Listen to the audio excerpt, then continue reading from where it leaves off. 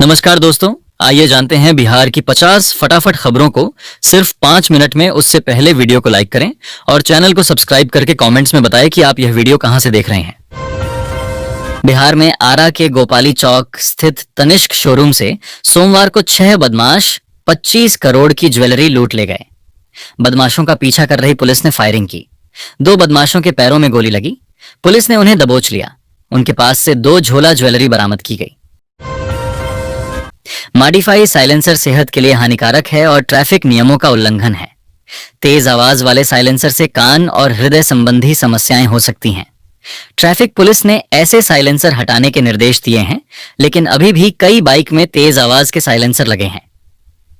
ऐसे वाहनों का चालान किया जाएगा और गाड़ी भी सीज की जाएगी। होली से पहले बिहार के किसानों को एक नई खुशखबरी मिली है। अब उन्हें ड्रोन के जरिए फसलों में कीटनाशक और उर्वरक छिड़कने की सुविधा मिलेगी। जीविका दीदियां भी इस योजना से जुड़कर ड्रोन उड़ाएंगी। वहीं मनरेगा मजदूरों के लिए भी अच्छी खबर है, उनकी मजदूरी बढ़ा दी गई है। उत्तर प्रदेश के महाराजगंज जिले में एक हैरान करने वाला मामला सामने आया है। यहां पॉक्सो कोर्ट ने नाबालिग लड़की के साथ दुष्कर्म और उसके पिता की हत्या के मामले में भाजपा अल्पसंख्यक मोर्चा के पूर्व जिलाध्यक्ष मासूम रजा राही को आजीवन कारावास की सजा सुनाई है। इस अपराध में सहयोग करने वाले 2 अन्य लोगों को भी सजा सुनाई गई है। टीम इंडिया ने रोहित शर्मा की कप्तानी में चैंपियंस ट्रॉफी का खिताब अपने नाम किया है। इसके बाद रोहित के संन्यास की अटकलें भी भारतीय कप्तान ने खत्म कर दी। उन्होंने साफ कर दिया है कि वह वनडे फॉर्मेट से संन्यास नहीं ले रहे हैं। हालांकि वनडे वर्ल्ड कप 2025 को लेकर रोहित ने कहा है कि वह इतनी दूर के बारे में नहीं सोच रहे हैं। विकासशील इंसान पार्टी की 2 दिवसीय राष्ट्रीय और प्रदेश कार्यकारिणी की बैठक में मुकेश सहनी ने बड़ा बयान दिया है। उन्होंने कहा कि हम एनडीए में शामिल नहीं होंगे और न ही कभी जाएंगे। सहनी ने कहा कि 2024 में हमने संकल्प लिया था कि आरक्षण नहीं तो गठबंधन नहीं। उस संकल्प के साथ चल रहे हैं। इस बार मजबूती के साथ महागठबंधन के साथ चुनाव लड़ेंगे और सरकार बनाएंगे। दिल्ली पुलिस ने उत्तर पूर्वी दिल्ली के गोकुलपुरी इलाके में एक नकली शराब बनाने वाली फैक्ट्री का भंडाफोड़ किया है। इस मामले में एक महिला आरोपित और एक ऑटो चालक को गिरफ्तार किया गया है। फैक्ट्री से बड़ी संख्या में बारकोड बोतलें, ढक्कन डिब्बे, कैनिंग मशीन, फ्लेवर आदि के लेबल भी बरामद किए गए हैं। 242 कार्टन देशी शराब और कई टन कच्चा माल भी बरामद किया गया है। NH 38 के अथमलगोला से मोकामा नेशनल हाईवे 38 तक सड़क की चौड़ाई बढ़ाई जाएगी। इसके लिए कुल 249 करोड़ 98 लाख 88 हजार करोड़ की प्रशासनिक स्वीकृति प्राप्त हुई है। 40 किलोमीटर के पथांश में 22 किलोमीटर लंबाई में आरसीसी नाले का भी निर्माण होगा। पथ निर्माण मंत्री नितिन नवीन ने विधान परिषद में नीरज कुमार के ध्यानाकर्षण का उत्तर देते हुए यह जानकारी दी। गूगल पिक्सल 8a स्मार्टफोन को सस्ते में खरीदने का मौका मिल रहा है। फिलहाल यह फोन फ्लिपकार्ट पर 55,999 रुपए की कीमत में लिस्ट किया गया है। गूगल के इस फोन को फिलहाल 28% डिस्काउंट के साथ 3,79,999 की कीमत में खरीदा जा सकता है। इसके साथ ही HDFC बैंक के कार्ड पर 3,000 रुपए का इंस्टेंट डिस्काउंट मिल रहा है। भारत ने एक बार फिर ब्रिटेन से कहा है कि वह भारत विरोधी गतिविधियों पर रोक लगाए और भारतीय उच्चायोग व इसके सभी कार्यालयों को पर्याप्त सुरक्षा प्रदान करे।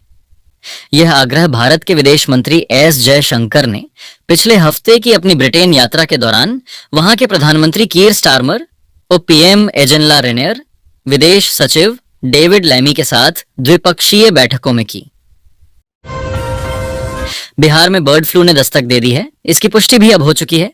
बर्ड फ्लू के कारण अब बत्तख और मुर्गियों को मारने का फरमान जारी होने लगा है। पटना और भागलपुर में भी बर्ड फ्लू H5N1 की पुष्टि हुई है।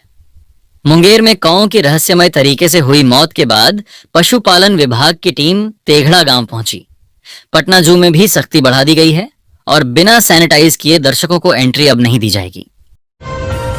सासाराम के नगर थाना क्षेत्र में शेरशाह सूरी इंटर स्तरीय विद्यालय के पास लगभग 27 डिसमिल अतिक्रमित जमीन पर सोमवार को बुलडोजर चलाकर कब्जा मुक्त कराया गया। पिछले 40 वर्षों से अतिक्रमित इस जमीन को अंचलाधिकारी सुधीर ओमकारा के नेतृत्व में खाली कराया गया। अब इस जमीन पर स्कूल बाउंड्री वॉल का निर्माण कराएगा। पावर स्टार पवन सिंह को कोर्ट ने आचार संहिता के उल्लंघन के मामले में बरी कर दिया। फैसला सुनाते हुए कोर्ट ने कहा कि पवन सिंह के खिलाफ अदालत को कोई पुख्ता सबूत नहीं मिला है।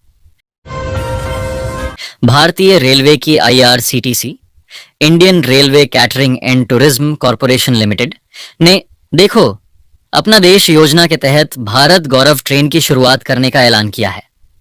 यह पहल भारतीय रेलवे द्वारा रेल पर्यटन को बढ़ावा देने के लिए की जा रही है, जिसके तहत यात्रियों को यात्रा पर लगभग 33% की विशेष छूट भी दी जाएगी।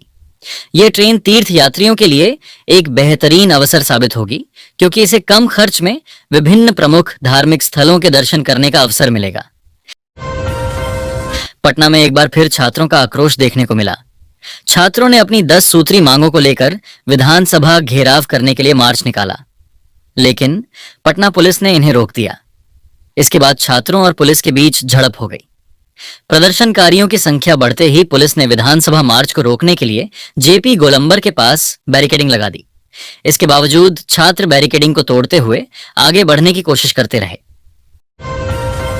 गोपालगंज जिले के भोरे प्रखंड के रामनगर में आयोजित 5 दिवसीय हनुमंत कथा सोमवार को समाप्त हो गया। अंतिम दिन भी कथा सुनने के लिए लोगों की भारी भीड़ उमड़ी थी।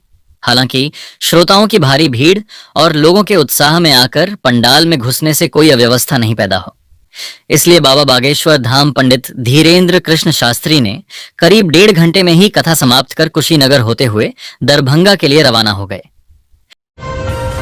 नेपाल के जंगलों से भटके हुए जंगली हाथियों का झुंड रविवार रात को किशनगंज जिले के दिघल बैंक प्रखंड के गांवों में कहर बरपाते हुए घुस आया। लगभग 9 हाथियों का यह झुंड 8 गाछिया पंचायत के गोरुमारा और टंगटंगी गांव पहुंचा और खेतों में घुसकर करीब 10 बीघा मक्का की फसल को पूरी तरह रौंद डाला। सोमवार सुबह तक ये हाथी इलाके में ही डटे रहे, जिससे किसानों में भारी दहशत का माहौल है। जनसुराज अभियान के संयोजक प्रशांत किशोर ने एक बार फिर नीतीश कुमार की सरकार पर बड़ा हमला बोला है। दरभंगा के दौरे पर पहुंचे प्रशांत किशोर का कार्यकर्ताओं ने जोरदार स्वागत किया। इस मौके पर उन्होंने जनता को संबोधित करते हुए कहा कि बिहार में लालू यादव और नीतीश कुमार के शासन में कोई फर्क नहीं है। दोनों ही शासनकाल में आम जनता का शोषण हुआ है, बस किरदार बदल गए हैं।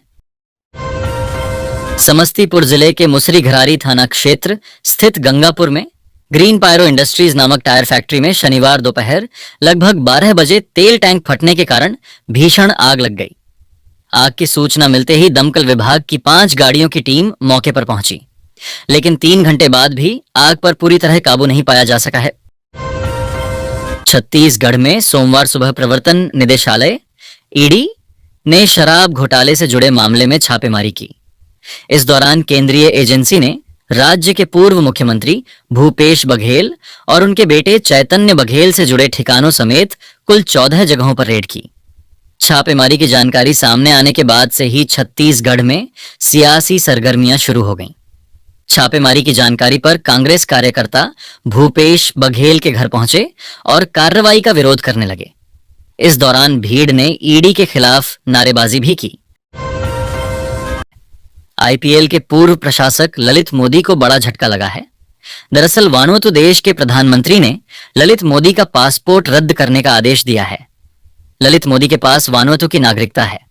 अब वानुअतु के PM द्वारा ललित मोदी का पासपोर्ट रद्द करने का आदेश ऐसे समय आया है जब ललित मोदी ने हाल ही में भारत की नागरिकता छोड़ने का आवेदन किया था।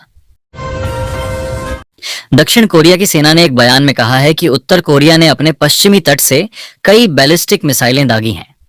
दक्षिण कोरिया ने बताया कि ये मिसाइलें सोमवार को दागी गईं, लेकिन इस बारे में ज्यादा जानकारी नहीं दी।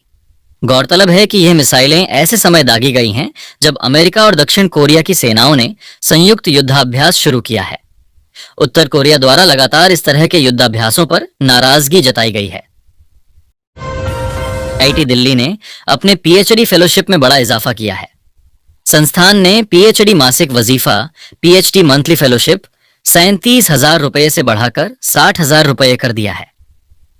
यह भारत में PhD छात्रों के लिए दी जाने वाली सबसे अधिक फेलोशिप है। इस कदम का उद्देश्य उत्कृष्ट शोध प्रतिभाओं को आकर्षित करना और छात्रों को वित्तीय स्थिरता प्रदान करना है, जिससे वे अपने शोध पर पूरी तरह से ध्यान केंद्रित कर सकें। यह वृद्ध यूजीसी और डीएसटी मानकों से भी अधिक है। बिहार विद्यालय परीक्षा समिति बीएसआईबी ने कक्षा 9वीं और 11वीं की वार्षिक परीक्षा 2025 के लिए डेट शीट जारी कर दी है। इसके अनुसार बिहार बोर्ड कक्षा 11वीं की परीक्षा 2025 17 से 25 मार्च तक आयोजित की जाएगी, जबकि बिहार बोर्ड कक्षा 9 की परीक्षा 2025 से 25 मार्च तक आयोजित की जाएगी।